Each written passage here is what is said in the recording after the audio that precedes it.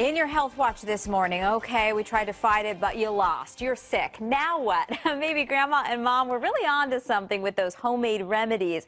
So we've got Dr. Ed Lamadrid here to show you how to speed up your recovery if you are already suffering from some of what's been going around town and back around again. Yes, so good morning. Yes, good to see you. Good morning. Thanks for having me. Last week you joined us and we talked a lot about trying to boost our immunity because we're trying to keep ourselves from catching things. So let's quickly recap some of the things we can add into our diet. One of the things we talked about was mushrooms, and specifically shiitake mushrooms. Okay. So the University of Florida actually did a study where they gave the participants one mushroom per day.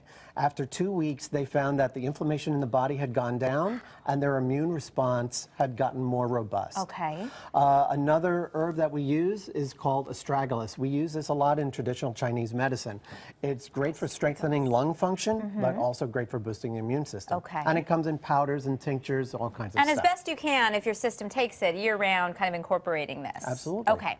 So say our immune system wasn't what we wanted it to be, and we're starting with a sore throat. What do we do? So you're starting with a sore throat. So you have a small window to try and knock this out, and it has to be that morning when you start feeling that sore throat. Okay. So two things that we talk about: slippery elm, which is an herb, and it comes in a product called throat coat, which is great. So have that cup of tea in the morning. Okay. Another thing you could do is sage. So taking 2 teaspoons of sage, pouring some boiling water, and sage has very antiseptic qualities and will kill the germs in your throat. Oh, that's great, and it smells delicious too. Absolutely, and you could add a little honey and coats the throat really nicely. Okay, great.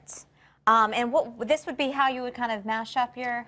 if you have it available. But otherwise, they come in all kinds of forms. Pills, tinctures. Sounds good. And honey really is therapeutic, right? Honey it really is therapeutic, has benefit. but you have to remember that raw or unpasteurized honey should not be given to children under 2 years old. Oh, because of allergies? Well, because honey, raw honey has spores in it that as adults we can digest, we can kill those off, but for children under 2, their digestive system is not developed enough. Oh, so you don't give honey. Okay, good to know.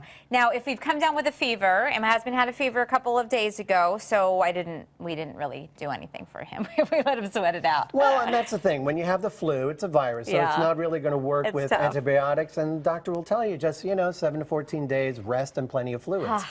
But what you could do for fever, now elderberry has been used in Europe. Researchers found that elderberry actually can stop the virus from replicating in the body. Wow. So it actually slows the progress down, allows your immune system to kind of take over and win the war. So this is something that you can buy at a Whole Foods or a Sprouts. You would take, what, a little teaspoon of it or just a couple drops? Yeah, you can take this up to 4 times a day. Wow, okay. And also safe for kids. And you're going to see it also in like lozenges and all that kind of stuff. So you can make a great tea with some ginger, some elderberry flowers, some mint, put it in some honey, or just drink it as a tea, and it's great. And this here, you have a spearmint, which smells amazing. Is that tough to find? No. Many herb stores will sell both peppermint and you can just get mint in regular produce sections. Okay, and last, a lot of people have been coughing in the office, that's for sure. So what can we do to soothe that? So the main herb for cough is going to be thyme. And you can take thyme like this raw and just add a cup of boiling water to it. Okay. It's going to be really strong, and it actually helps to kind of sedate the cough. And this is a tea that I made with some ginger, some cinnamon. You want powdered thyme, but all this in your spice rack. Okay. Add some honey to it, and this will take care of the cough. Just boil that up in a teapot. Yes. Wow, that's great. Last really quick thing. I've heard many times about pineapple juice as good for the cough. Any truth to that? A little bit. Pineapple is actually great for the digestive enzymes. And so if you've got a cough that's coming up from the diaphragm, it'll settle that down a little bit. Yes. Dr. Ed Lamadrid, you can check his website and maybe get a little consult because he's trying to keep us healthy around here and we really appreciate it. Thank you.